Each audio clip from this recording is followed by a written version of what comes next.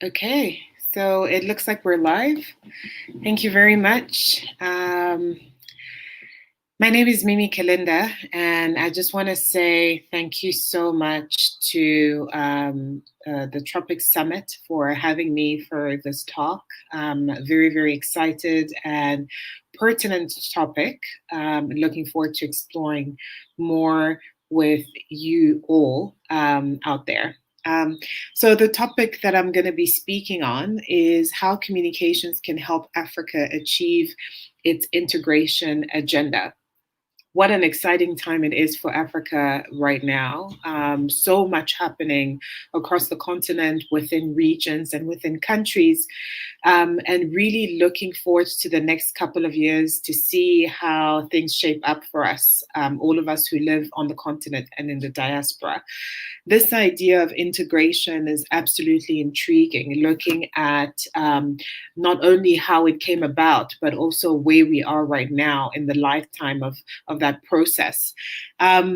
I'd like to start by talking about communication as a concept, and just covering the basics of what I think the definition of communication actually is. For me, communication is a strategic management and information flow process by which an entity or organization aims to shape the perceptions and actions of its publics for its benefit or the benefit of both, and for its improved competitive advantage. So, let's just stay there for a minute and think about improving competitive advantage. For me, communications is sometimes seen as a support function. Everything else happens, strategies developed, implementation plans are put in place, stakeholders are engaged, and then at some point, we will think about communicating what it is that we want to do. But if we talk about communications being something that improves our competitive advantage, then it becomes clear that in fact communications is not a support function, it is a vital strategic function, and that communicators should be sitting at the decision-making table even as we start talking about integration of our economies, our political systems, and our social frameworks across the continent. Communication is a non-negotiable. Right. So I think that's a first starting point. And I was reading a very interesting thesis by Paul Makuni. It's called The Role of Communication in Africa's Regional Integration. And his definition of integration was very interesting. I think I will use that as the basis for my talk. For him, integration is a process in which a number of actors in their own discrete national settings decide to shift their loyalty, expectations, set goals, and political directions towards a common center. I absolutely loved this definition of integration because it gives us a really good starting point to start to think about how communications could potentially influence or contribute to this idea of integration. So let's break it down a little bit. The first thing that he says is that you have a number of actors in their own private setting.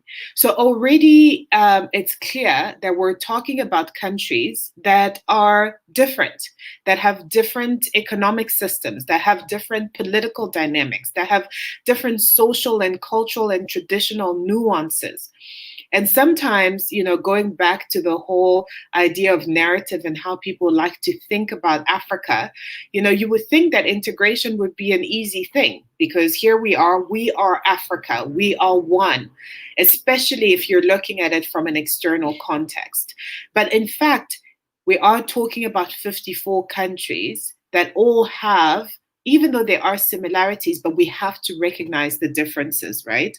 So when we start to talk about communication, I think the role that communication can play in that context is, first of all, to recognize that even though our aim is integration, we need to communicate, well, first of all, be aware, but also communicate about the differences.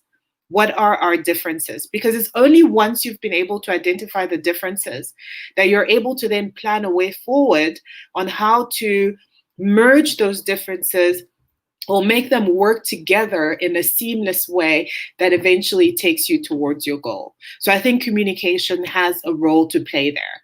You know, how much do we know about the differences in political contexts and systems, for example, between Mali and Burkina Faso, you know, or Kenya and Rwanda? You know, those are things that we really need to be aware of. And I think that communications plays a key role there. And then also to talk about, you know, why would integration be beneficial?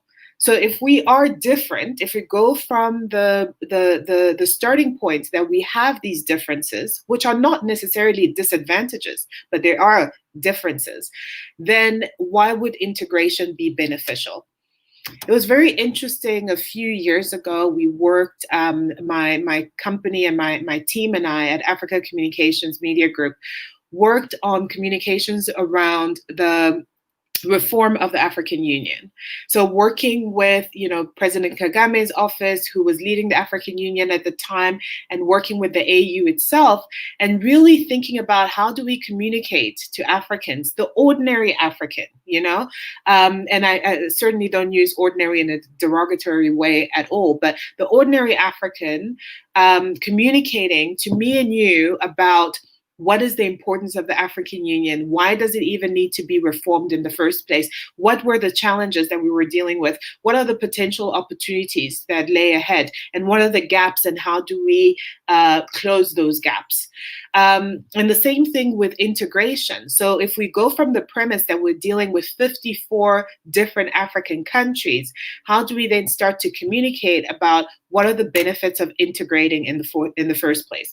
And I think that that's definitely something that we can do a much better job at, because there's a lot of fanfare and a lot of talk about integration, it being important, etc. And first of all, I don't think the communication or the conversation trickles down to all levels of society.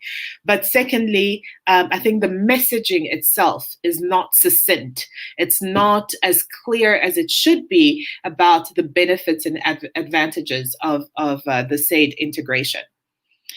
The second thing that he says in this definition of integration is that these countries then decide to shift their loyalty. I found that a fascinating concept, that integration, first of all, should be fostering some sort of loyalty to the cause of integration, loyalty to the concept, and to other countries as well. And what does loyalty mean? Loyalty means support and allegiance. And allegiance comes from trust. So ultimately, we need to foster trust in one another. And I mean, the role of communication in that is obvious. You know, how do you, I mean, even on an interpersonal level, how do you foster trust without communication? So very, very important. And we've seen also in some of the debates around integration, regional integration on the continent, that, you know, some countries have come forward and said, you know, we think that integration would benefit others more than us, you know. So there are countries that are unsure, that are insecure about the concept of integration, even as the majority are starting to understand how it would benefit us. So I think the concept of trust is one that we really need to keep in mind and that we need to push forward. And then thirdly, how do we communicate about a common vision? If we're talking about expectations, goals, political direction, we need to get everybody on the same page. And you cannot do that without communicating effectively. So very, very important that we get to a place where, number one, we foster trust through communications. Number two, we're able to really, really communicate the vision. What does the world look like if Africa becomes integrated? We need to be able to put words to that, language to that, and a communication framework around that. And then lastly, communicating both about our differences as well as our commonalities. So I think for me, those are the few thoughts that I can share with you around communications and its role in regional integration. Thank you so much for your time.